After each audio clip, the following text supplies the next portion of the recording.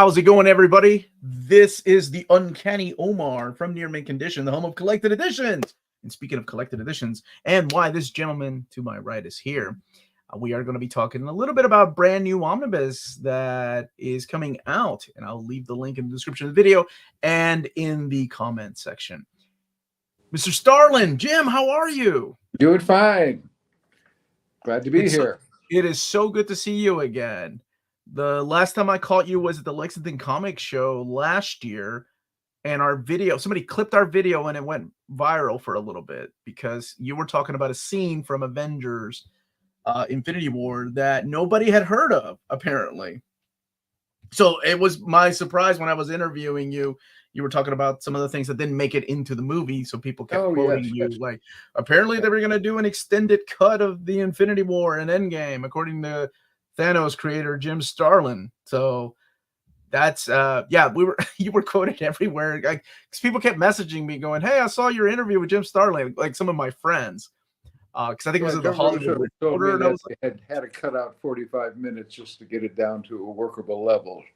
There was a whole Thanos segment at the beginning all by himself. So did that the first time you ever saw your creation on the screen? How did that feel? Well, the first time was in the first Avengers movie, and that was kind of strange because I didn't know it was coming. I only found out about it the day before. I was sort of on the outs with Marvel editorial, and nobody told me, but I heard about it online and went to a midnight showing. And as midnight showings are, there was a couple of guys behind me talking throughout the movie. One was a comic book fan, and it was okay about the talking because, it's that kind of movie. One was a comic book fan, the other was a cartoon fan, I figured. And so when the end credits came up, the comic book fan goes, "Thanos."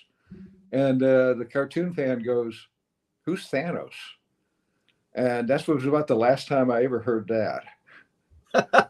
That's awesome. I love that. That anytime I go to these premiere showings of these movies, it always cracks me up to find the normal people out there that don't read comics. I think one of my favorite experiences was in, I think, Guardians of the Galaxy.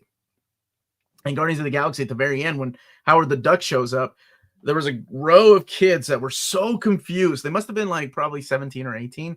They were like, why is Donald Duck at the end of this movie? Like, they were so confused as to why Howard. Now, people that had read the comics, of course, were like, "Oh, actually, that's Howard the Duck, Steve Gerber." And then this whole thing started coming out. And I think now people know a little bit more about Howard the Duck. Not as much as they know the name Thanos, though.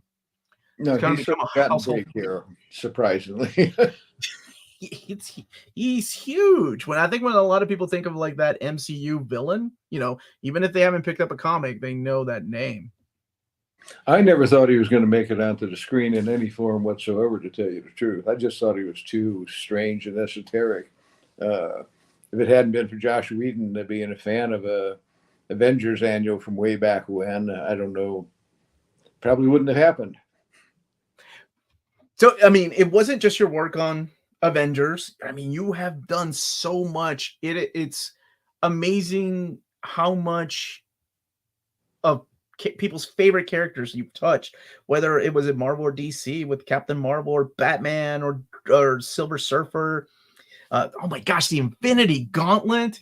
You had a thing going. I remember when I was younger, I was like, man, this guy really likes to kill characters because you have the like Death of the Family, and then you had Infinity Gauntlet, Death of Captain Marvel. And so it made perfect sense when DC was looking for somebody to write Death of the New Gods. I was like, oh, Jim Starlin. Of course they're gonna get Jim Starlin to write this.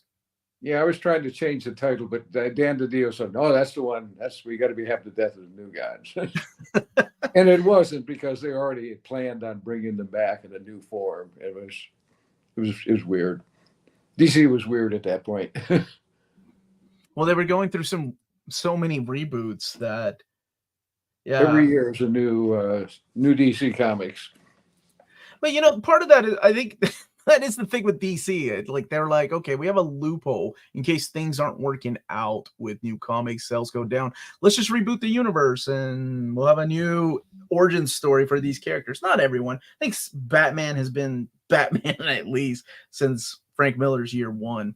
I don't think they've tweaked it a little bit and they've retconned some stuff, but I think that is still the origin of the character.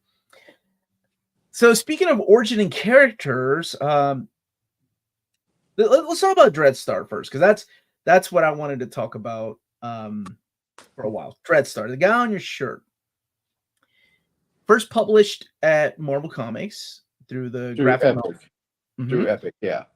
Now, tell me a little bit about how that worked out and how you ended up. Was it always from the beginning like you were going to end up the rights owner of the character and you could take it wherever you wanted, even though when Epic ended? That was the idea of Epic. It was creator owned. They had changed the copyright law back in '86, and so work for hire became a term that never existed before. So Archie Goodwin was the editor, the best editor I ever worked with, bar none.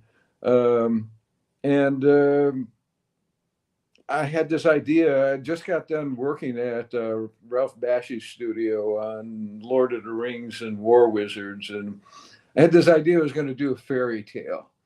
And the fairy tale part of it, maybe lasted about the third episode, because Dreadstar wasn't in it right from the start. The main character was a character called Akadon, and it became much more of a darker and not a fairy tale. And Vanth came in on the fifth installment, and I immediately fell in love with him, and he took over the story. Then after the Metamorphosis had its run, I went over to, with the character in mind, I did a book called The Price at the Mulaney Brothers Eclipse Press. And Dreadstar shows up momentarily at the end of that story. And then it was back over to Marvel for Bizarre Adventures, black and white story. They wanted me to kill off Captain Marvel in a graphic novel, and so I cut a deal with Jim Shooter that the first one would be The Death of Captain Marvel, and the third graphic novel that they put out would be Dreadstar.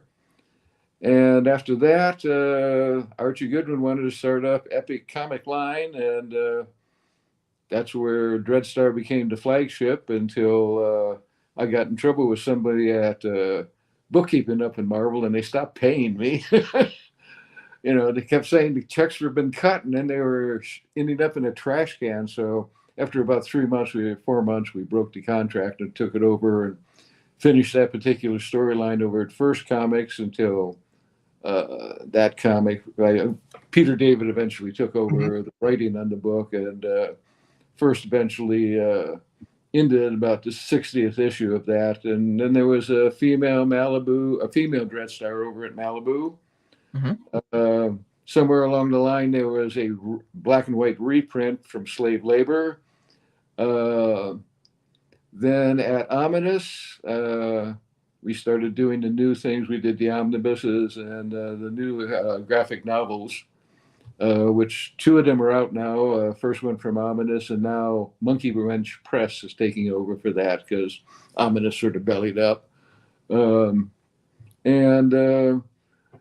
It's been going fine over at Monkey Wrench. We've got 2 little books out, one in hardcover, one in softcover now.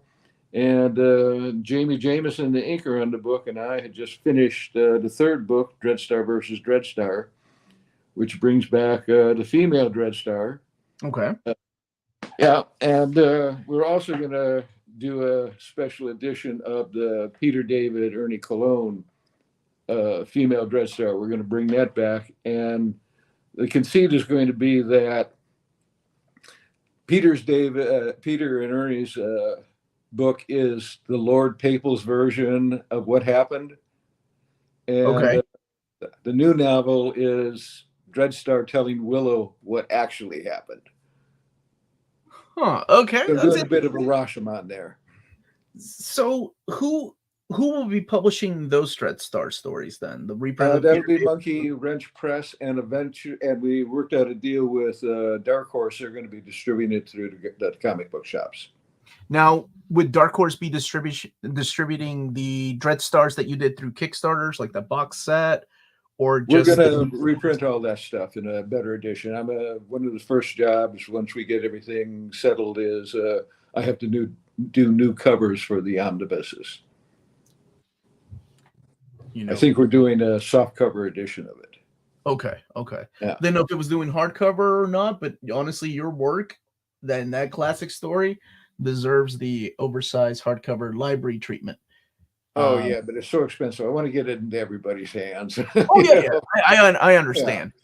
But for people that love your work, I think a limited print run of those library editions would work. If you haven't seen them, Dark Horse puts out these big, beautiful books like from Hellboy or Harrow County. That would be really good. Just throwing that out there, Jim. It's just going to be the same. The Breed book is going to be in the same kind of format. It's only one book, but you did mention Malibu, so let's talk about the Breed and how that got started. Because I remember that book coming out when it was at Malibu, and then you moved it over to Image. Because it was another book that was creator owned. Yes. Originally, it was supposed to be an illustrated novel. That was what my plan was. I had this idea that I would revive that genre. It quickly became obvious that was not going to happen. And then Malibu came along and said, would you do a comic for us? And Harris Miller, my lawyer, worked out the deal. And in the illustrated novel, which we're going to throw some of the pages of the illustrated novel into the back of the Breed collection, Breed wasn't the monstrous character he became in the comic book. He was a human, sort of in a trench coat. Pretty much the same premise, being the half-breed offspring of both demon and human. And at that point, the computers were just coming into the production of the comics, and so if you look at the coloring and the artwork, it's got kind of an evolutionary step to it as it goes through the series, because things got better as we went along. When we first started working on it, you could sneeze and your computer would crash and you would lose 2 hours work. So by the time I got around Breed 3, it was a much easier job. Now, with all three of these different Breed stories, Breed 2 and Breed 3, there's a little cameo in Breed 3, if I remember correctly. Is that what's going to be included in this Breed Omnibus? And I want to put the link in the description of the video for people that are wondering where they can get their hands on it, because right now it is through Zoop, and the link is in the description of the video, but I'm also going to go ahead and put it in the chat. All three of the Breed stories? The whole series is going to be there. The cover is a brand new cover, which is sitting on the screen back there. Some additional material in the back, as we always do. I don't remember exactly what the page count. It's an odd number because the first 2 were 6 issues and made the last one a 7-issue mini-series. Well, it's over 550 pages. I can tell you that much. Okay, well, we can be able to knock out a cow with it. All right, good. That's what you want out of these. And there are different editions. There's a limited signed edition by Jim Starlin that's going on right now. Those are limited to 200. There's just the Breed Omnibus, and then there's, of course, the digital. There is a lithograph that's signed by you. There's the retailer bundle. And then the add-ons that you have on here, speaking of Dreadstar, are the Dreadstar Returns and then Dreadstar versus the Inevitable hardcover. And I think, maybe if I'm right, the Dreadstar Omnibus digital are also as add-ons. Okay, I haven't actually looked at that sort of thing yet. Chris Scully handles most of that. Yeah, so this is going on through Zoop. There is the link, and yes, Jim can see the chat. And I'll definitely be asking some questions from there. But first, I did want to ask you some other things. So with the Breed and pulling that out, it's been years, right? It's been some years since you visited that character. It's been some years since that character has seen print, like through a series of trade paperbacks. It must be about a decade at this point, I would think. I think the last 20, I think Image printed the last trades, and that was like 2011, 2012. That's like when Irene was hitting New York State. So yeah, it was a while back.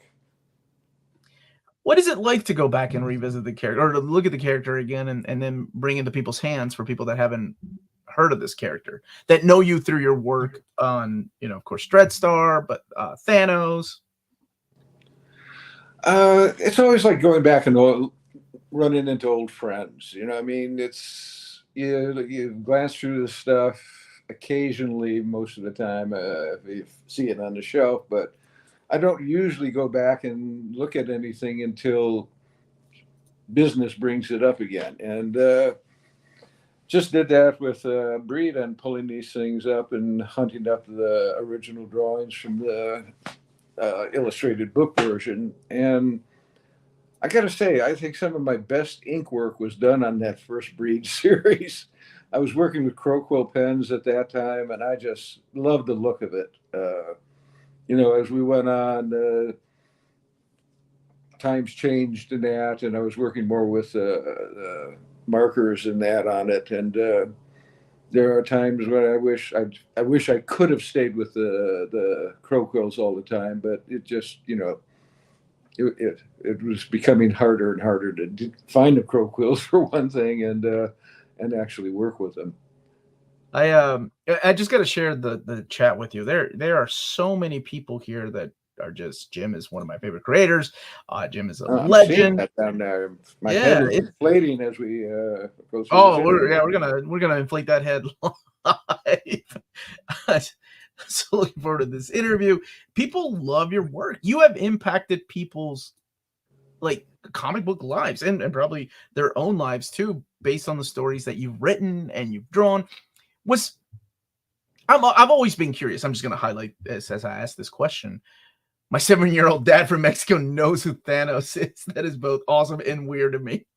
Now that's an impact of a character. You mentioned Archie Goodwin, and I've always, no one ever spoke ill of Archie. And I mean, he's been immortalized in Jeff Loeb and Tim Sell's work in Batman because they love Archie so much. Was there any creator, like penciler or writer or even inker, who you enjoyed working with the most? The most? Boy, I got a whole list of the most.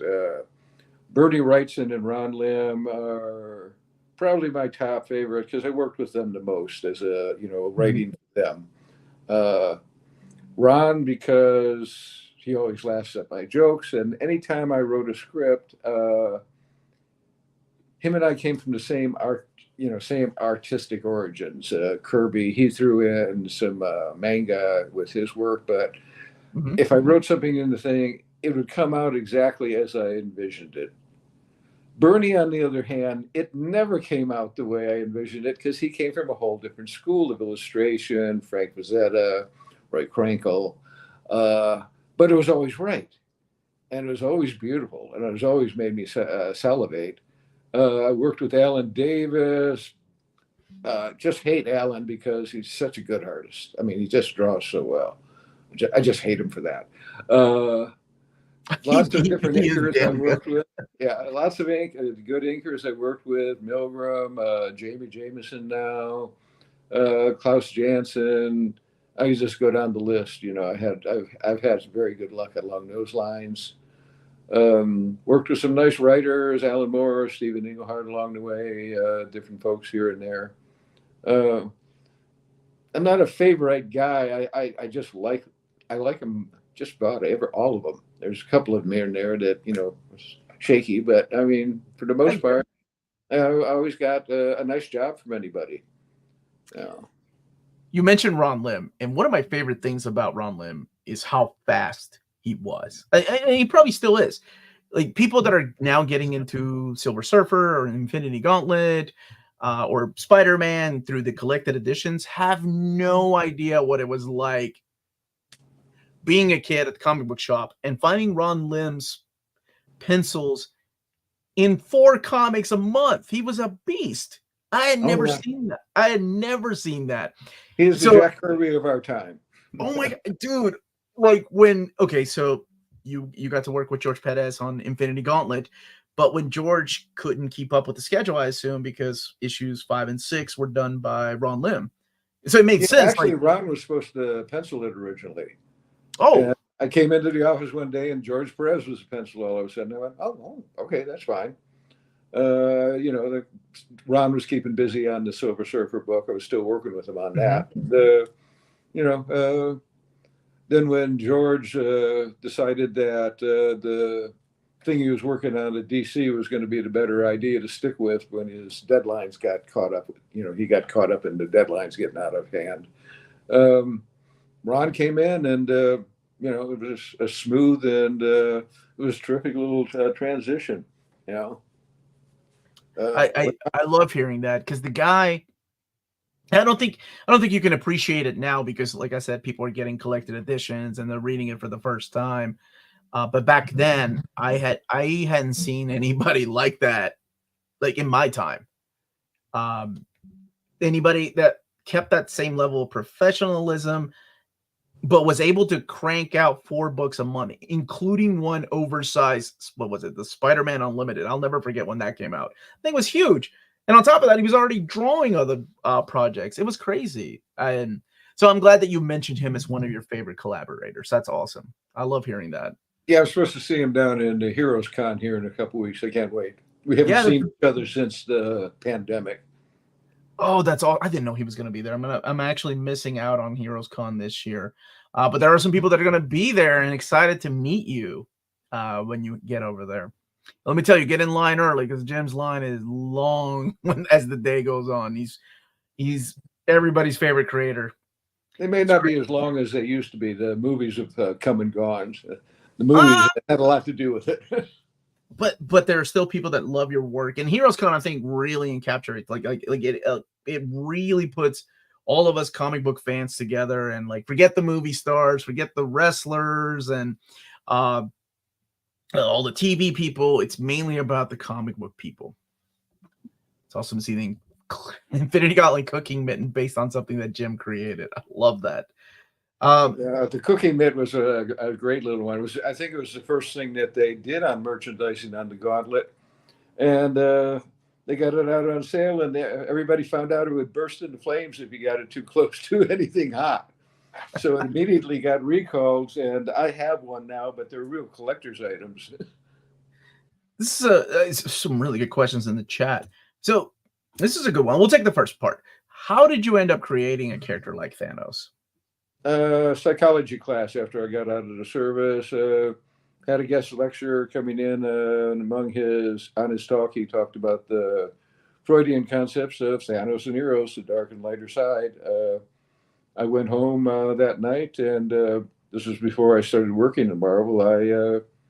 I started doing sketches. In fact, when I went up to Marvel to get work, one of my drawings was a Thanos character sketch inside the portfolio. It's been reprinted since then. It's a thinner Thanos sitting at a throne kind of thing. I forgot they were doing this. I don't even know if you're aware, but what are your thoughts on DC revisiting Batman and Death in the Family with releasing the alternate issue and DeMatteis' new miniseries? So there was the A Death in the Family that was that had the amazing gimmick. I paid 75 cents. That was only 50 cents. Quarter went to Marvel. Yeah. Quarter went to Marvel. A quarter went to DC rather, and a quarter went to the phone company. Yeah. Oh my gosh! Can you imagine paying for phone? Like, how could you even explain that? Back in my day, we had to pay 900 numbers, but there was an alternate ending because you had to write. Like, how close to the deadline were you? Well, you and Jim Aparo when writing the story. I had done it all before. It was all written long before we got to the phone thing. In fact, I was down in Mexico at the time, and I never voted on it because I just didn't have the phone set up for it. And it was odd because Jim Aparo and I never met until years afterwards. We Oh, did this. really? Yeah, we finally met him at a comic book convention. But as far as this new one goes, I never thought that Batman should have a Robin. The whole idea of going off and fighting crime in a gray and black outfit and bringing along a teenager that you dress up in primary colors, you might as well just tattoo on his forehead, shoot the kid. So I never liked Robin, always tried to keep him out of the stories. Denny O'Neil, the editor, was pushed me into putting him in the stories. And one of the times I turned him into a murderer. Oh, that's right. Yeah. So I was very glad when we finally got around to knocking him off. And I guess about 6 months ago, DC called me up and asked me if I wanted to write this new Robin thing. Hmm. And, I was very nice about it. I said no, but all I could think of was, I did it. Most of my career up at DC was trying to avoid Robin. Why would I come back and do him again? I mean, it would have been interesting to have your name on it, but those variant pages of by Jim Aparo of actually Jason Todd living have been released before. Like there was an annual. It was actually the Red Hood. It was Batman Red 25. Hood origin story. Yeah. So how did you feel about the Red Hood? I know it impacted me because I was like, I paid money for that dude to get killed off. How, as somebody that got to write it up, and it's comics, right? It's comics. So. Yeah, I wasn't surprised. These are corporate properties, and they want to exploit them. We knew there was going to be a new Robin even before we got the books out.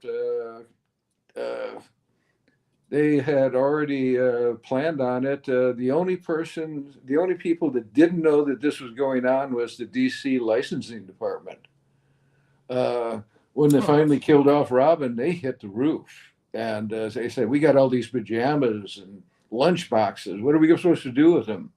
And so being the corporation that they started looking for somebody to blame, and it went down the line until it got to me. And having done the best-selling book that they had that year, the next thing I knew, all my work up at DC dried up. I mean, it was gone. And so I went back over to Marvel, but that worked out okay because that gave me a chance to write the Infinity Gauntlet. And my gosh, nothing.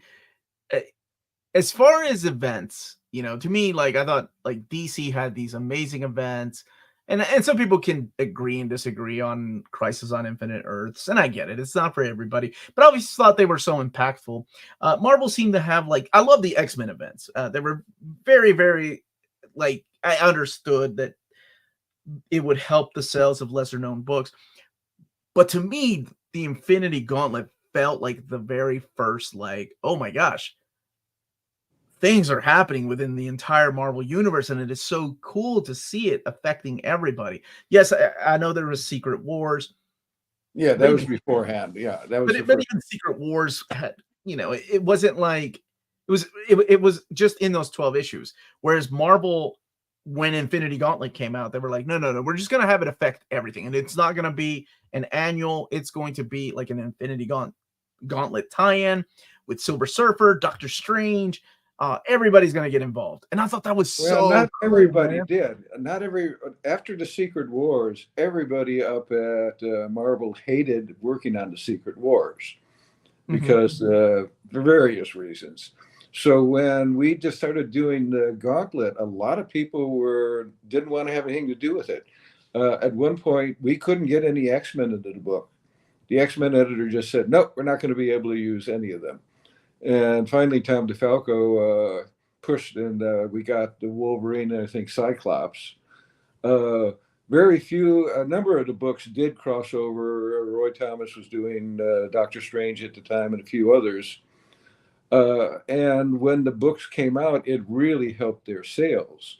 So by the time we got to Secret Wars, which was the follow-up miniseries after the Gauntlet, everybody wanted to be in it, and Oh, that got crazy all into itself because they had characters I had no idea who they were. They were starting up a character called Sleepwalker, and they said, "You got to put Sleepwalker in." And I went, "Who's Sleepwalker?" And they go, "Well, we'll send you some Xeroxes."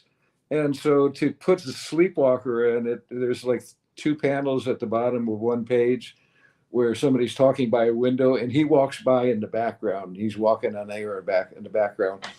And that's all I could think to do with him because I didn't know anything about the character. So he just got thrown in there. But it was always fun. And then when we did the Crusade, trying to figure out who everybody's religion, all the characters' different religions were. that was cool. I like that follow up. I mean, I Yeah, know there was Infinity War in between, but Crusade was really cool because you had all these gods and goddesses within the Marvel comics. So you went and did a little bit of like, I don't know, it's almost like a character study for each of these characters that were in different teams. well, it was kind of interesting because, like I said, we tried to figure out what the religion was of every character. Mhm. And some of them were, Sue Storm had mentioned being Catholic at one point. We decided that Strange would have a Buddhist kind of leaning at this point in his life. But what really shocked us that Marvel, who had been created almost exclusively by New York Jews, had no Jewish characters. The Thing and Kitty Pryde, they became Jewish later on. There was absolutely, we finally ended up saying that Sasquatch, who was for Poland, was Jewish. Oh, that, Yeah, I can that see you're trying to see if I was I'm gonna say, wrong. I'm not wrong. There was no Jewish characters. well, I was gonna say Kitty Pryde is the one that stands out because ever since her creation, but I forgot, and the Thing, of course, because I always see that image in my head. But you're right, there wasn't a lot. There wasn't Ironically any. enough. Well, it was the 1960s when most of it came out, and there was Mhm. still this, like the Gregory Peck movie, The Gentleman's Agreement. Where Mhm. just they decided not to uh, go along those routes, and nobody did back then. Anyhow, I mean, the fact that any religion was mentioned at all was kind of amazing when we actually started doing the research. So you were just talking about the Infinity Gauntlet and Infinity Crusade. So here's a good question. I don't know if you remember, but was there any particular reason that the Silver Surfer book became largely separated from the Infinity War crossover? Um, No, I didn't know. Didn't remember. Maybe his book wasn't there. I mean, that's when I focused in on different characters. I didn't mean to leave him out or anything like that. And I don't remember any reason for him not being in the story. I was focusing more on Warlock, who had been brought back in the Yeah. Gauntlet. So uh, couldn't tell you. I'd have to go back and look at those again, see why. I figure see if I remember why he wasn't as prominent. Though Speaking of, he does do something in the war, doesn't he? he does, but I can see why there was like it's different than Gauntlet. Like Gauntlet, and I think it became because the editor was like, "Hey, let's keep everything together." Mainly, because the Silver Surfer was such an important part, whereas War was more about, "Hey, this really worked selling these obscure, not obscure, but lesser known comics. Let's make a bigger event, and we'll make it doppelgangers, and more about Adam Warlock and the Infinity Watch." Yeah, it was basically I was focusing on the watch at that point because that book had started up. Mhm. I think I had probably at the time we got to that, Ron Mars had taken over the writing. He had worked with me on Surfer for a while just to help me keep up with the deadlines, and I think I gave it over to him at this point. And you were talking about Ron Lim working his butt off. Him just constantly designing up those doppelgangers. Yeah. Just if it always knew doppelgangers coming into the office, sketches. And some of them stayed around for a long time too. Some of those doppelgangers. Well, the Spider-Man one has Yep. just been rebrought back. I saw a pop of it the other day. Oh, he's back. I didn't even know he was around. You can't get rid of a doppelganger that easy. Mr. Starlin, have you ever thought about collecting your older work, like what was in Star Reach, for example, or write issues too complicated for something like that? No, Star Reach we've actually thrown into it's in the back. I think the Star Reach material. Gee, I have to look. I thought I had thrown it into the back of the Dreadstar omnibuses. I threw a lot of my older loose stuff because you get these books. They always have like they need about 12 pages to fill off because everything comes in 16-page increments. Mhm. And if you end off with 15 pages at the end of the book, and we have to do this in the graphic novels too, you have to do filler pages to fill in the last 16 pages on the 100-page book or something like that. So I thought I had done Death, but just about everything else I've done. And I'd like to do that again. I'd like to actually color it sometime and print it up. Hey, that would be awesome. Hey, Nick, how's it going? This is Nick Hello Barucci. there, Mr. Nick. Yes. Love seeing the interview with Jim. Jim's one of my favorites too. Uh, I think I can answer this one, but I'll let Jim tell you. Why'd you kill off Captain Marvel? They wanted to bring about a female Captain Marvel. They approached me on it. Jim Shooter did. The book hadn't been selling well, and he said none of the writers that had been on it had really could figure out what to do with it after I left it. I left it and it was kind of a crazy mess. But I remember Archie Goodwin did a nice little story, and Stephen Englehart and Milgram had a nice run on it. But after that, it sort of, tapered off, and readership went down, and they wanted to hype up a new one. So I cut a deal with them to do the first graphic novel as long as the third one was Dreadstar. I love that you agreed to it as long as Dreadstar was there. Yeah, it was kind of a tricky book to write because my first shot, I did about 4 or 5 different plots that I just hated. They were all Captain Marvel dying in some heroic fashion. Like I said, oh, I've seen this before. Why do I want to do this? And my own father had passed away from cancer about 6 months before, and something clicked, and that's where we went. I don't know if people have read that or not, but the way that book is written is just it hits. It's perfection. Like the moment when he dies, and just in a non-heroic way is what makes it so powerful and impactful, and it stays with you. It'll always stay with you. I thought it was the perfect choice for a character like that to go. Yeah, it seemed to work out. Seems to have worked out. Seemed to work out. It's a very popular graphic novel. Are you reading any comics these days? Modern comics? I'm afraid I'm not much of a comic reader these days. I work on it, but I'm reading mostly books with no pictures. It's just when the company stopped giving you these bundles every month, it became harder and harder to keep up, and I eventually just gave up. There are a couple of things that I've read that have people have turned me on to. Someone's killing the children. I've read a few of those. Enjoyed James those. Tiny, and yeah, that's a good one. Yeah, and if somebody throws something at me and says, "This is a good one, read it," I'll sit down with it. But mostly it's no pictures these days. Wow. How much trouble did you get into for putting Cosmic Code Authority on the cover of Warlock? Absolutely none. And I didn't actually do it. Tom Orzechowski threw that in there. He was my letterer on the book. I've gotten in trouble with for a lot of things, but that was not one of them. So yeah, you have worked for the big two for a long time. Were there times that they were like, Jim, you're gonna have to change this because of the comics? I mean, you went through the comics code.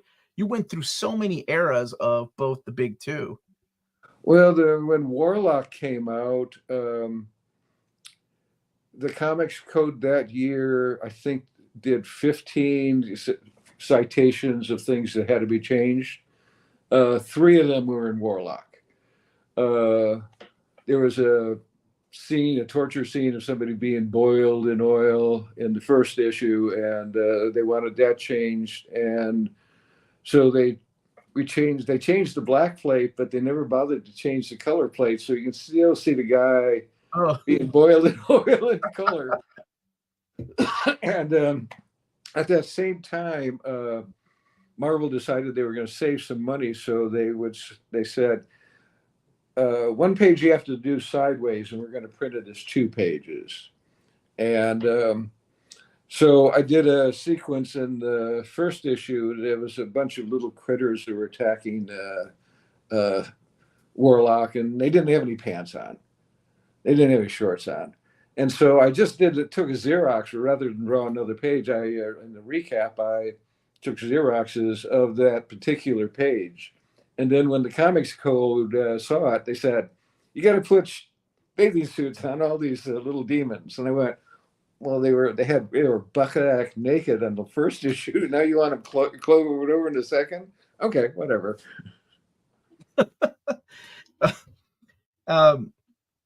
Oh man, there's so many good questions out here. Okay. Let's settle it. Who wins? Thanos versus Darkseid? Whoever strikes first. That's it, huh? One hit. That's Two it. hits. That's it. Two That's hits. it. Okay. I've been asked that before.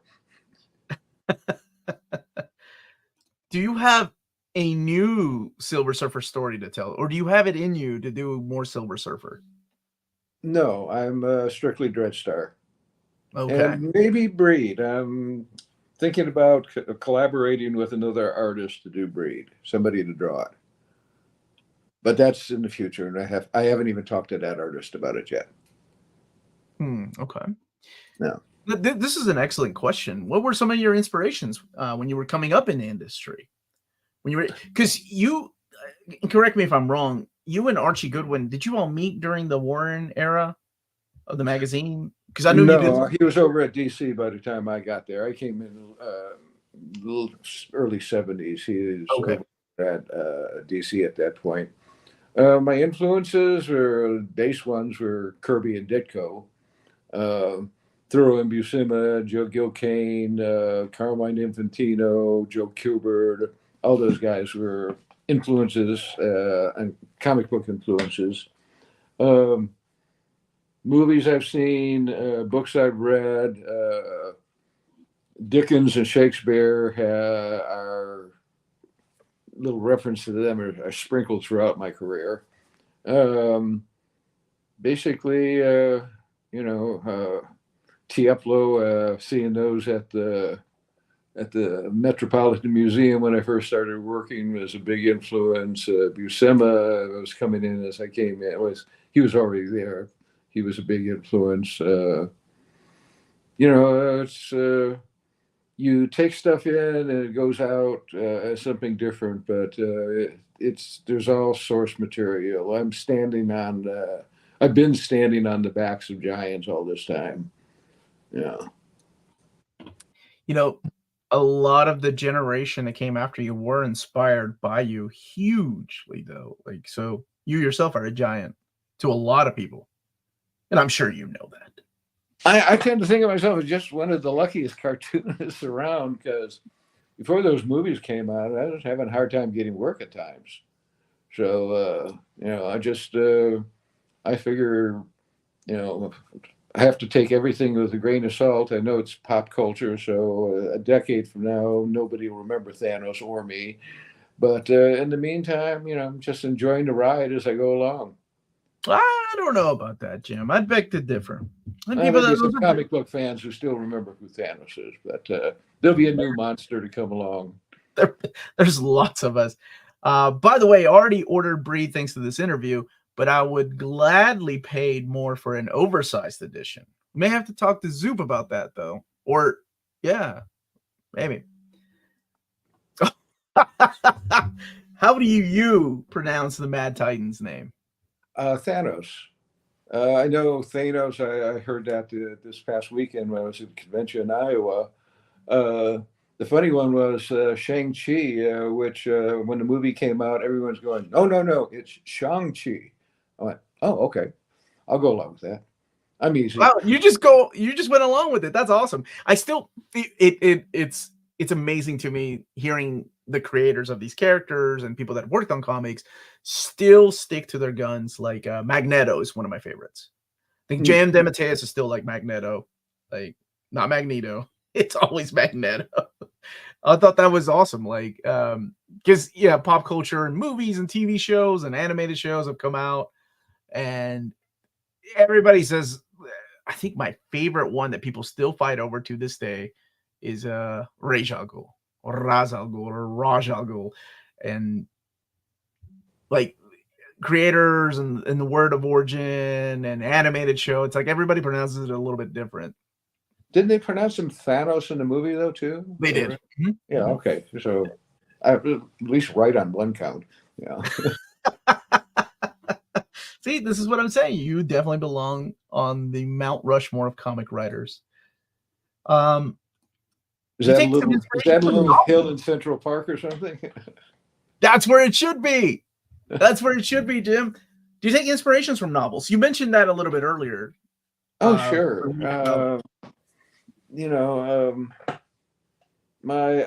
When I was writing Batman, I had gone through a whole series of crime novels before then. John D. McDonald. I was soaking up that sort of thing at that point.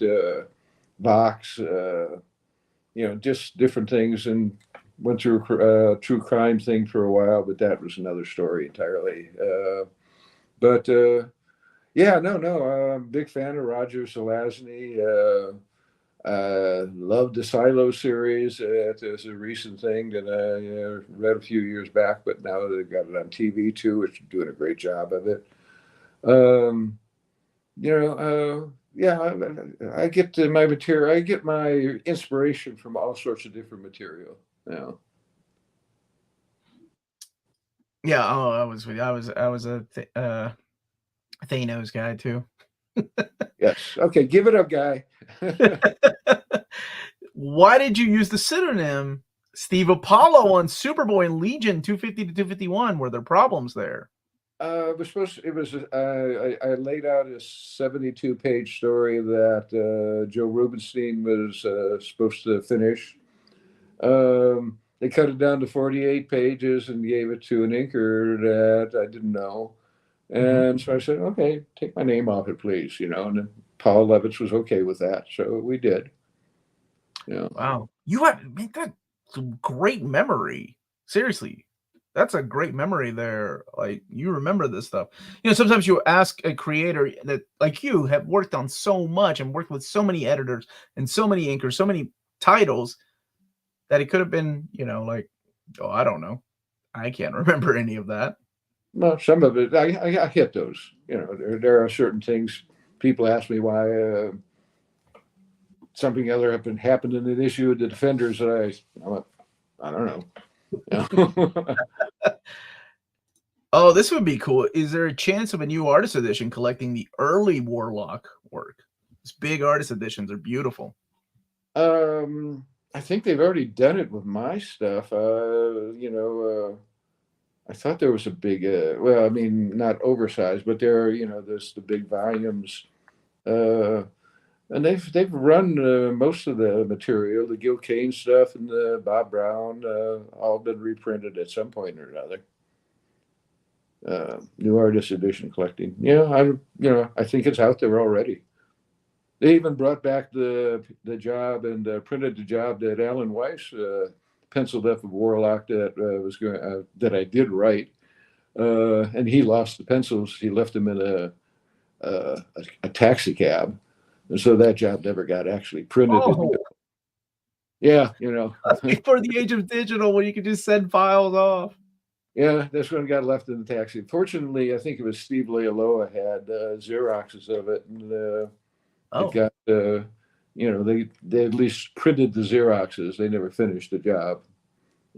Weiss is a terrific artist. This is your brief cameo on Avengers Endgame. How were the Russo brothers when you met them and Kevin Feige? Only met Joe on the set.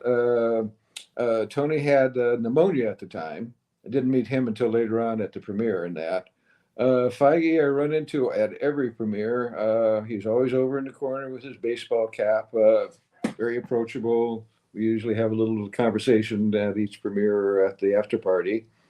I had a great time on the set. The movie people treat me very well. I'm on the outs with the editorial, but the Marvel movie people and I get along fine. They treated me really nice.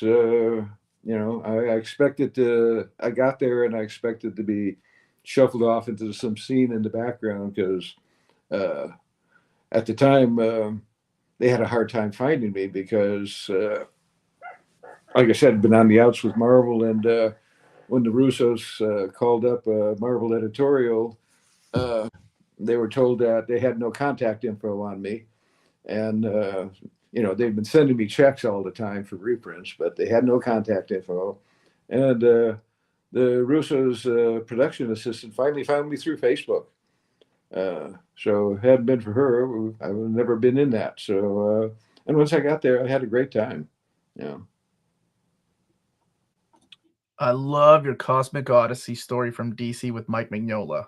How did that one come about? Was that an editorial story, or was that a how did that particular story come about? That's a funny story all in itself. DC had done a book called The Book of Magic Mhm. that mapped out all their mystical characters. And they said, we want you to do the same thing with the science fiction characters. And somewhere along the line, uh, the new gods were brought in early, but then it was Batman and a number of other characters. And I just thought they had forgotten about the whole mapping out the DC science fiction universe. So I just ran with the story I came up with. And but they didn't realize this until about the third issue, the third book was done, and they hit the roof. They went, "This is not what we wanted. This is, you know, this is you going off and doing your thing, which you always do, which is really annoying." And so what we're going to do is we're going to put this book out, and we're just going to forget about it. No promotion on it, nothing. We're just, you know, and we're going to have to really rethink whether we want to work with you again on anything. Um, so I said, okay, I guess I blew that one. And so they dumped it out there, and 30 years later, they're still having to send me royalty checks because the thing worked out pretty good. That is an interesting story. Yeah, yeah. So I guess they thought, you know, attaching. I mean, it makes sense. You have such a cosmic background. Um, why not for DC? Was the cosmic side of Marvel something you always hoped to work on, or is it something that you were naturally led to over time?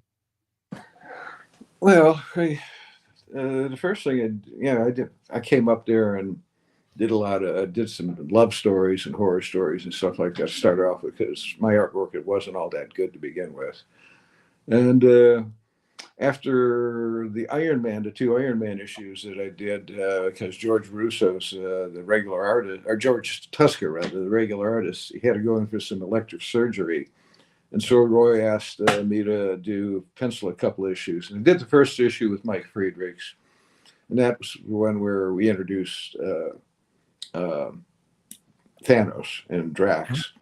And so that one worked out. And then the second one, I was working with Steve Gerber, and we decided we were going to do a funny Iron Man.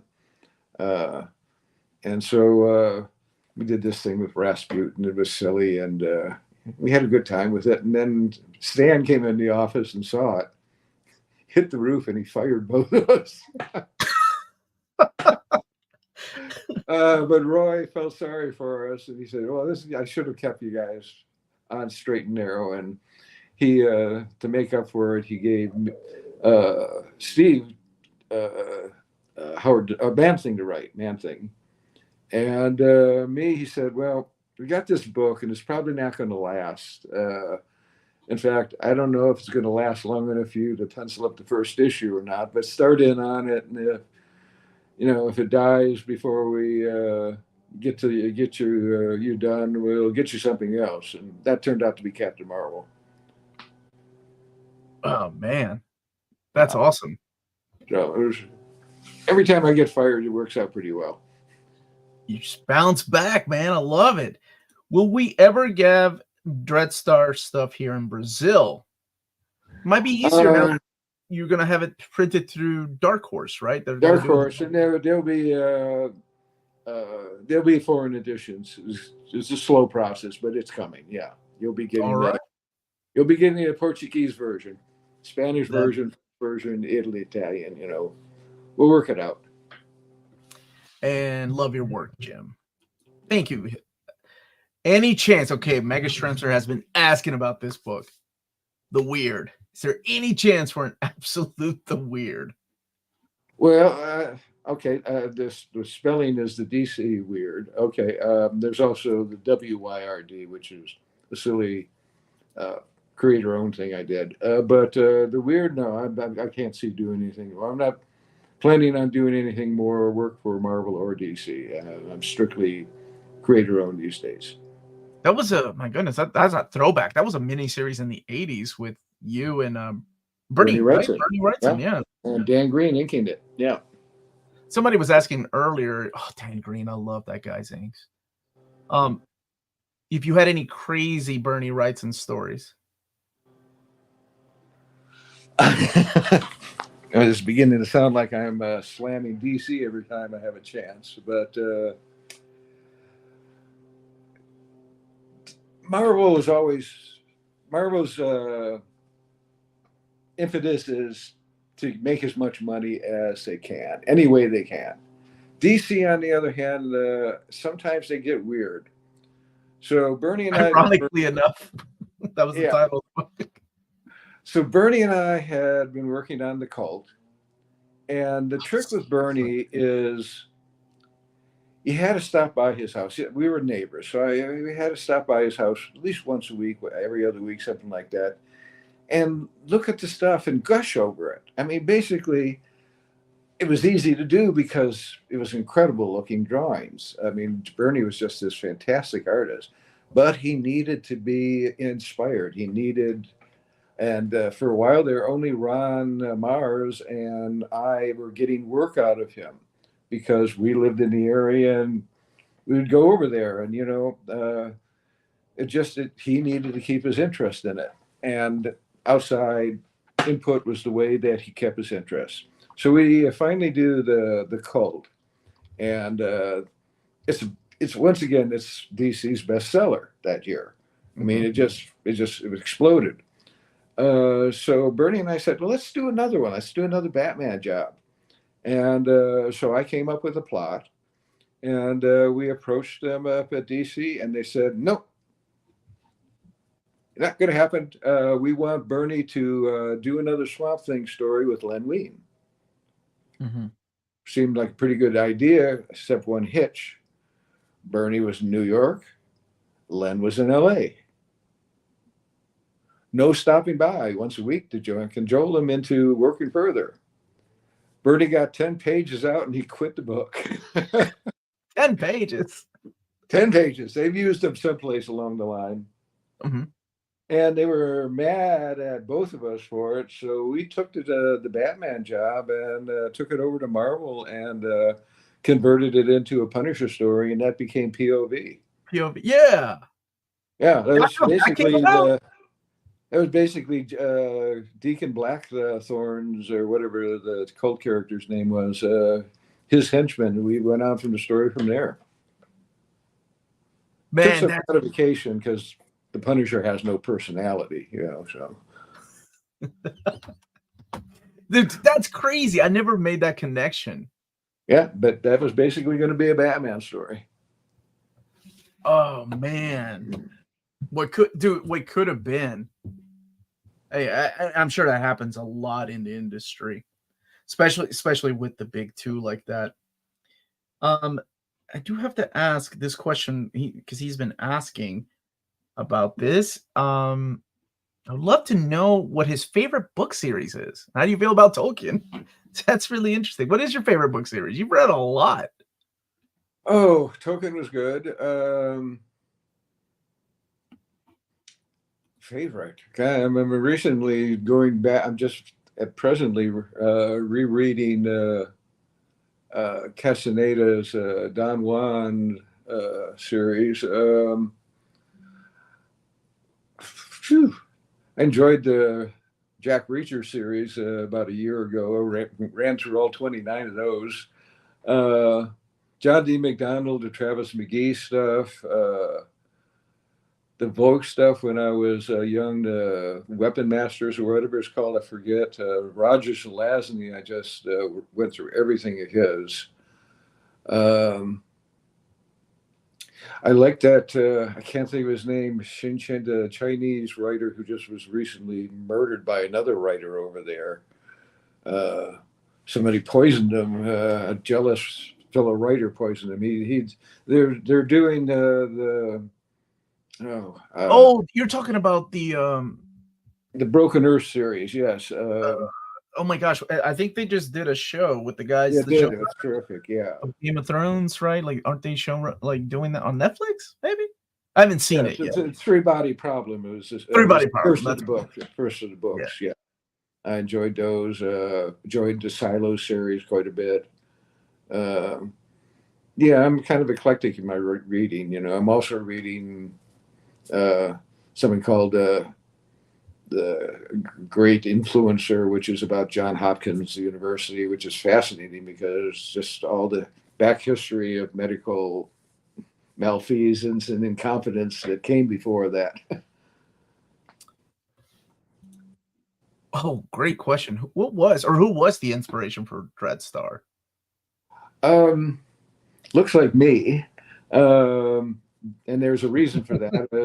I was working with models, and I knew he was going to be around, so I used myself as a model for that. But I had a number of people.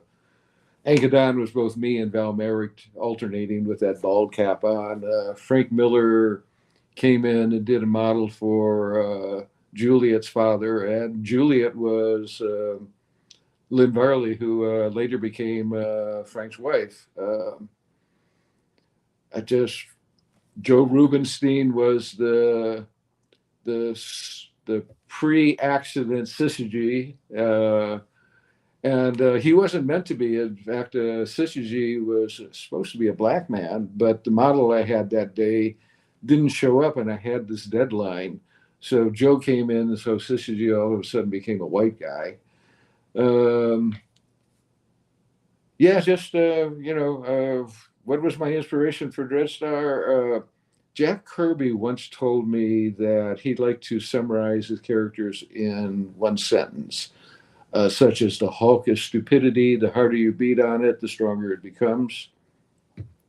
So I was trying to do something like that with my characters, and with Thanos, he was appetite that could never be satisfied. And Dreadstar he was an anarchist without a second act. He's very good at breaking tyrannical governments, but terrible about living in a more democratic society afterwards. So then, how would you describe it in one sentence? The Breed. The Breed, alienation. Didn't even need a full name. It's being the outcast and trying to find your place in the world.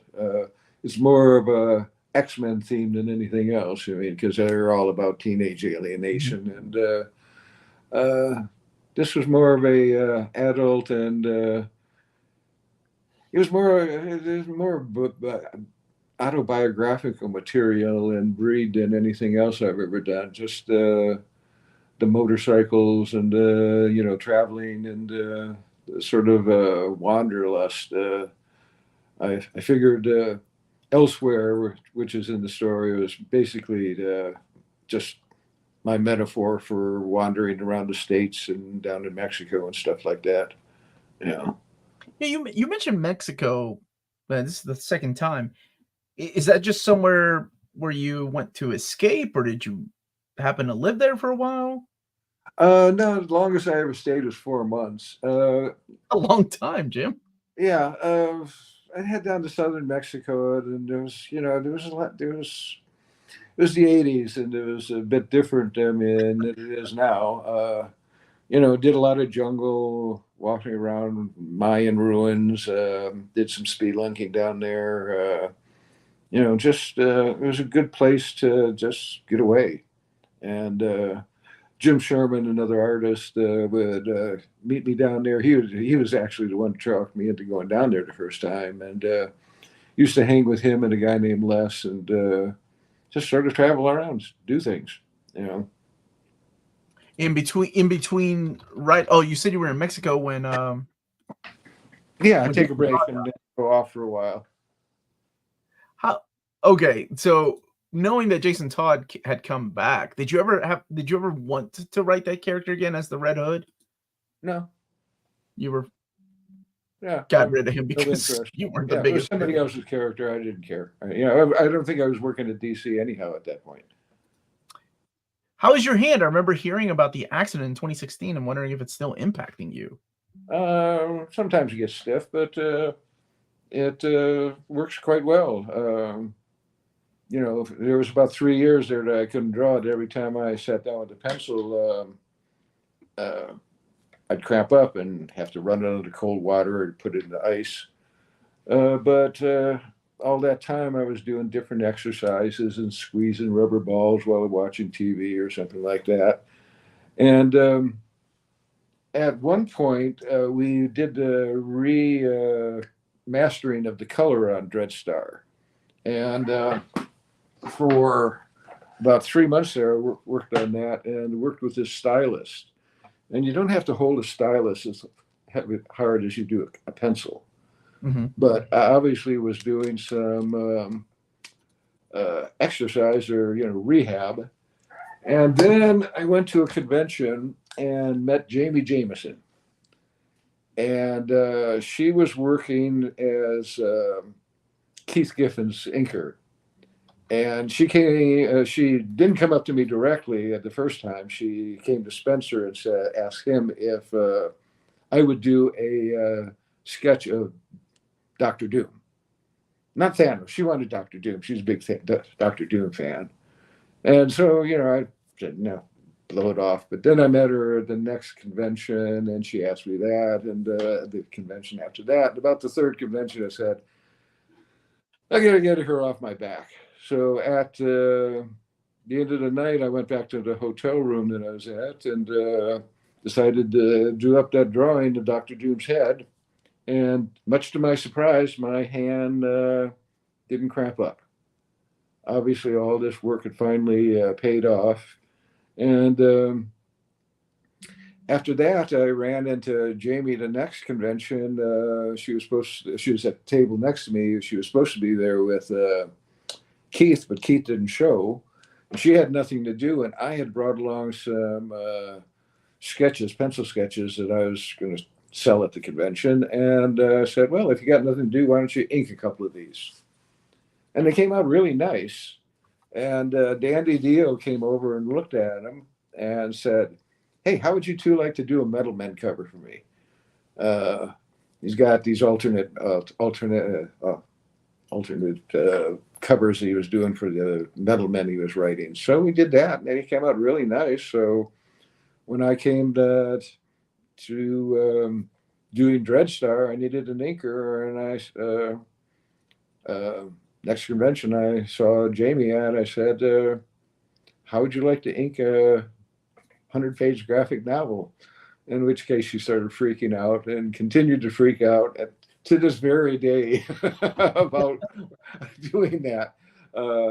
She was working with Joel Adams at Neil Adams's store in LA, where she lives, and she worked in the back room, and Neil was around, and the day she was trying to start it, and apparently she had sat there for 2 days just looking at the page without putting the line down, and he finally screamed at her, just put a fucking line down. And it's been working out quite well ever since then, I'm glad that you found somebody, and it's almost like kismet, right? Like how it happened. Oh yeah. I might not have actually ever got around to drawing again if it hadn't been for her and her annoying ways. Yeah, that's the payoff. Do you feel protective over the characters you are synonymous with, to the point where you disagree strongly or bothered with certain choices other writers or even the movies make with them? That does make for an interesting question, right? Because you do have some creators that feel like a part of them still is in that character, so it pisses them off when somebody else does something completely out of character with them. Or do you distance yourself from them once you're done working on the character? I never look at books that are done afterwards. I've talked to Donnie Gates and told him I'm never going to read. I know he's doing a tremendous run. He did a tremendous run on Thanos, but I'm never going to read them because I never read anything after I've gotten off it. You know, I don't want my sphincter tightened, and I don't want to be looking over anybody else's shoulder. You know, it's their book at that point, and my input is not wanted or needed. And as far as the movies go, I've worked in I've sold some.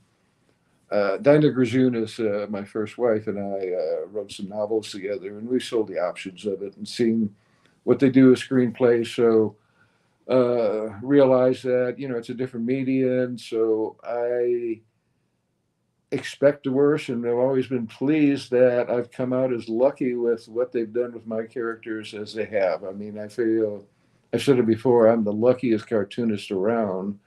Uh, Marvel with all these different characters that they pulled up of mine. They've hit them out of the park each time. Hasn't been a loser in the bunch. And I think back at all the early Daredevils and Ghost Rider movies and just how bad they were, and early Fantastic Fours and stuff like that. And like I said, man, I couldn't be any luckier. You're glad they waited to use your characters. Yeah, yeah. I mean, the technology finally got to a point where you could do a Thanos. Oh yeah, and oh my gosh, I know he looked really cool in Avengers, but by the time we get to Infinity War, whenever he's duking it out with the Hulk, that was insane. Oh, that motion capture technology just from Avengers #1, the first Avengers movie, to when they got to in-game, the technology had just jumped light years ahead. Mm-hmm. Shortly before then, it had we were going to do a Dreadstar TV series at one point for the Sci-Fi Channel. It didn't happen because the producer ended up dying on us in the middle of the startup. But in a way, I think it was a boon, because at that point, the technology wasn't at this point where we really would have done a good job. Talking to some folks now, and it's looking hopeful and be great, because now even TV series can do tremendous special effects on their budgets. Oh, And absolutely, absolutely. I mean, even things that have been adapted over to like streaming services like Netflix and stuff have looked amazing. oh yeah, yeah. Somebody wants your Silver Surfer in omnibus format, and I could not agree more. Jim, I loved your 2003 Thanos series, or Thanos. I think Larry still says Thanos too. I hated to see you pulled off that. I know you had more plans for your character and that run. Yeah, you know, um, Marvel editorial and I just have always had butting heads, and it just got really bad near the end there. So I just decided it was time to go and move on from there. So Had there been, and I don't know if you can even answer this, was there a shift and change in editorial? Is that what was happening? Because you mentioned DC earlier, too, like how there were just things they wanted to do differently than you did, or was it just editors themselves? well, there's always editors. I mean, each one is an individual. Like I said, I worked with some of the terrific ones. Archie, Roy Thomas, different ones at different companies. You know, Bob. Oh God, I'm drawing Bob. Bob Schreck. He was a real good one to work with. But I've worked with some horrible editors that thought they should stick. They should be able to stick their hands up my butt and make me do whatever I wanted. I mean, like I was a puppet or something. And those relationships always ended badly. But it's any job, and there wasn't any shift. I mean, it always came down to individual editors. Hmm. Some are good, some are bad. You know. There is this is a good question. Will the Dreadstar box set ever be reissued? Oh boy, I don't know. It might down the line. I mean, it's a commercial venture. Who knows? We're going to do a softcover edition that is going to run out through Monkey Wrench and Dark Horse, but box sets, I don't know. That's I do the drawings and I write the stories, and then the formats and all that are determined by somebody else. I mean, they'll tell me what they're going to do and ask me if that's cool, but they make those decisions. Publisher does. It's their job. I haven't got time for that sort of thing. Yeah. Oh, I always felt like you and George Perez had a very similar style, especially when he would ink his own art. Do you see that as well? Yeah, we were both the children of Jack Kirby. I like there was a bunch of us that came out at the same time that we were all Kirby fans. We grew up on Jack stuff, and you look at Arvil Jones, Jim Steranko. Kirby was the main influence on most people coming in at that time. If it wasn't Frank Frazetta, it was Jack Kirby. So the people that inspired you, like Jack Kirby, did you ever get to meet or work with any of them? I met Jack a couple of times. It's out in California, and Milgram had finessed an invitation over to his house and brought me along, and it was terrific. Ditko, it was the World's Fair in '67, and something around there. And I came to New York with my family, and one day I took subway into town, and I had to. I got into the phone book and I started calling cartoonists who I wanted to meet. Years later, there was no Kubert or Kirby. They were. I couldn't find them. I found a number for Carmine Infantino, whose work I liked a lot. Called up his studio, and Carmine answered. I only knew it years later when I met him in person, and he went, Carmine Infantino, there's no Carmine Infantino here. He's never here. And I realized later on it was him telling me this. But Steve Ditko, on the other hand, said, if you're in the neighborhood, come up to the studio. And he spent a couple hours with me, this 16-year-old kid, just showing me what he was doing. It was at his end of his run on Spider-Man. It was an amazing experience. I mean, it inspired me tremendously. And I met Ditko later on when I was working, and dedicated a number of stories to him and Jack, and he was always kind of surprised. I had to remind him who I was. He didn't remember. Surprise. But I've got a few of my heroes, and I did a convention over in Gijón, Spain, with Joe Kubert. And that was a really nice experience. It's just him and his wife and I and a friend were just traveled around northern Spain for a little bit there, and I've got fond memories. Miss him too. Yeah. Oh my gosh. Yeah, somebody brought up George Perez, and I was like, man, we've lost so many legends just here. It feels like time just doesn't sit still long enough sometimes. Yeah, we lost Neil last year, a few others along the way. And some young, some gone way before their time.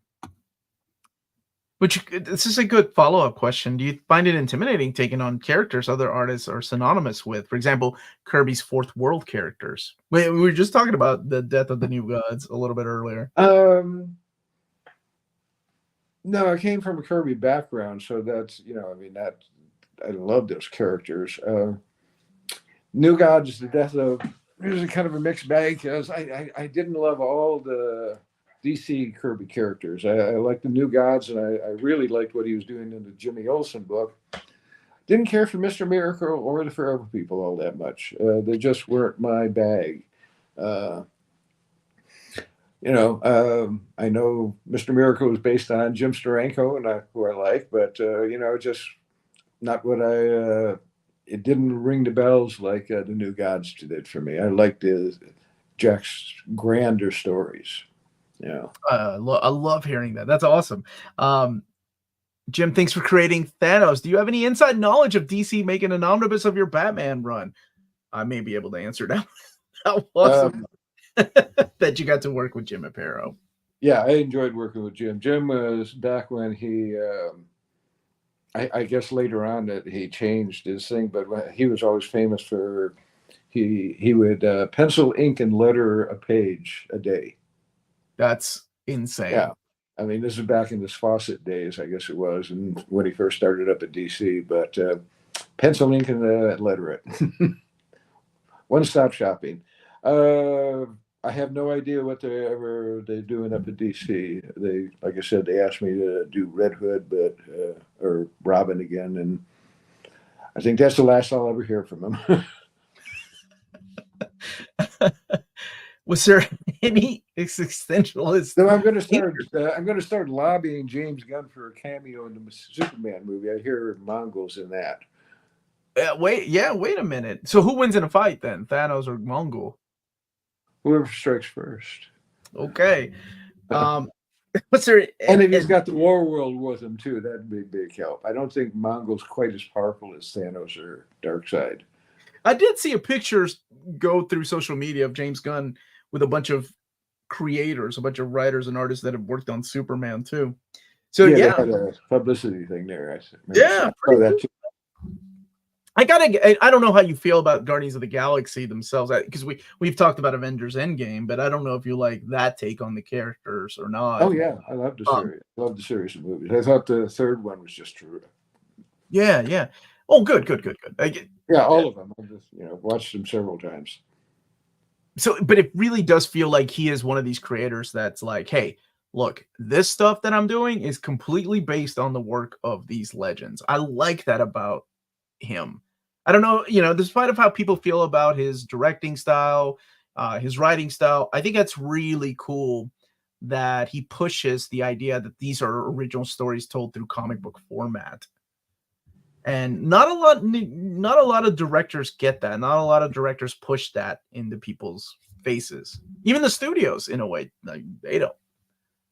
Well, the ego says that you're doing the work and it didn't come from any place else. So I mean that's Hollywood in general, but there are the people like the Russo's brothers who are very upfront about being this came from here and that. I have high hopes for Gunn over at DC. I don't mean to sound chauvinistic because Marvel's been using all my characters, but I haven't cared for many of the DC movies. Put them down in one hand, the first Wonder Woman and the second Suicide Squad. Those are the only two I really liked. The Gunn. Yeah. That was the Gunn one, yeah. Yeah, I mean, this is in the modern day. I mean, I love the Christopher Reeves one when they started off. And the Burton Batmans and stuff like that. No, just recently, they just haven't seemed to know what they were doing. Had no sense of humor about what they're doing. Those Batman and Superman movies were just so bloody grim that I walked out thinking I needed some Prozac at the end of the show. And some choices. I mean, the outfit they put Cavell in, it looked like the seat covers for a 1960s Buick or something. It was just all that strange texture. But I think Gunn will be good for them. I think they need somebody like that to shake it up and show them how to do it. And he's done so far. Everything he's touched theirs. I'm going to get back to this question, and I know we got to wrap up because you've been kind enough with your time. Jim, was there any existentialist thinkers that influence your characterization of Warlock Thanos? We did talk about Thanos a little bit earlier when you had answered this, but what about the character of Warlock? Well, I was reading Wilhelm Reich, Carlos Castaneda, psychology books, different philosophers around that time. So there was a good deal that sort of thing that affected Warlock and Thanos at the time. They've always been sort of existential characters that came from existential thinkers. And we need to pressure David Gabriel and get Jim Warlock's Captain Marvel released in epic format. Oh, I'm sure that will come. That will definitely come. I love your work on Thanos. So much praise for your work. Does it ever get old hearing how great you are, Jim? I've been on both sides of that coin, so Oh, damn. you know, yeah, it's I can't walk on water. I'm not going to try and convince anybody otherwise, and it's just it's nice to hear people like to work, and I'm not going to let it. I try not to let it go to my head, But I'm just like anybody else. I get up in the morning, I throw my pants up in the air and jump into them. Graham, he shared that story a little bit earlier about Captain Marvel, and it was a really cool story. Just go back and rewind. Love your work on Warlock. It opened up my eyes to the cosmic side of Marvel, and to a lot of people. It opened up. I think that's the beauty of your work, and why is it's so important to us and to the Well, up generation. until then, Jack was the only one who was taking the characters out into space and having adventures. Mhm. Most everything else was ground based. So came the '70s, they let us go off here. I mean, we couldn't use Silver Surfer for the longest time. There was some ruling that he couldn't use him. I guess Stan was going to be the exclusive person. So Captain Marvel and Warlock were the space characters, and so I jumped at those. So great and humble of Jim, even though he has every reason to brag, no ego. That's what I've noticed too. And the last time I talked to you, and then we talked off camera, you seem just really grounded, down to earth, and appreciative of all of the people that still come up to you and tell you how much your work inspired them too. And some of them went on to become comic book creators themselves because of you and the stories that you told. Well, the braggers are always tighten my sphincter. I don't want to be an asshole like them. No, What can I tell you? I'm gonna bring it back one more time to the Breed Omnibus, which is what's What we're supposed to currently. be talking about all the time here, except I ramble. No. People have been asking wonderful questions, but I did want to bring up again that the Breed Omnibus is still going on through Zoop. It's got 30 days left, and since this interview started, you've already gotten oh my goodness, about $1,500 more in there, so it will definitely meet what it needs to succeed. Everybody buy a book. I need to eat. Well, don't let this star artist starve. Well, I have to ask then, how would you pitch the Breed to somebody that's never read it? Breed Raymond Stoner is half human, half demon, and comes to find that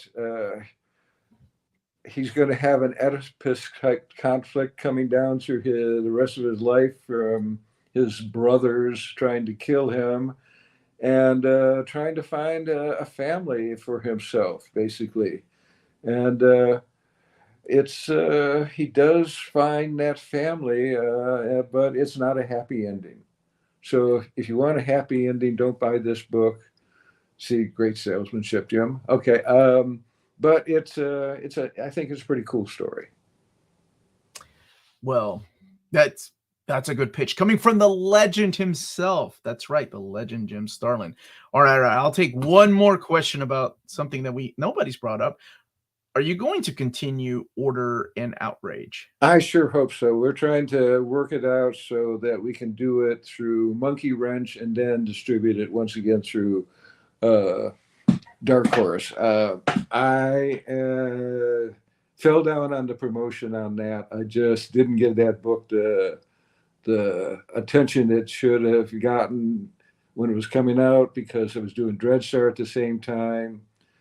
Rags Morales did this beautiful job. If you haven't seen Order and Outrage, hunt it up at ask your bookstore to order it for you. It's one of the most beautiful books, and I'd like it. And Rags is ready to come back on it with me. We just have to get the financing up on it. Thank you for a great interview and a lifetime of enjoyment for your work. And thanks for keeping me alive. It's a symbiotic relationship. You get entertained, I get to eat. love that. Starving artist. I love it. Again, a big thank you to Zoop, Jordan at Zoop, for setting up this interview. And the link to the Breed Omnibus is in the description of this video. But if you want to go now, here it is in the chat. Go and check it out. There's different tiers to meet your need for whatever Jim Starlin tier you want to. There's even a signed one too that's limited to 200, which I'm sure will be gone like that. Jim, you mentioned that you are going to Heroes Con. Any other conventions you're doing this year? Washington State Con I'll be at. I think that's the name of it. Florida SuperCon. There's some other ones, but I'm old and my memory isn't what it used to be. Maybe New York Comic Con, huh? I'm going to be stopping off at that too. Spencer, my agent, has said I definitely have to go to that one. He's got all sorts of tables there. What about outside of the States? Anything planned for that? There may be there may be. It's not definite yet, so I probably shouldn't say anything. Okay. We will. Yeah. We will end it there. And West Coast. You got love for the West Coast. Washington State, and I'm sure I'll be out in LA for something or other at some point or another out there. And at this moment, I just want to again thank my wonderful guest, Jim Starlin, who I've had the pleasure to talk to a couple of times and is always coming in with stories. And my goodness, got a good, sharp memory of all these things that happened. Well, let's not say long ago, because that makes it sound old. A bit ago. What am I doing here? Thank you again. And thank you everybody for. I'm waiting for the day that. I'm waiting for the day that happens, and I'm my father. Thank you everybody. Smash that like button on the way out. Go and check out the Breed, and go and say hi to Jim if you're attending any of the conventions that he mentioned. Have a wonderful day.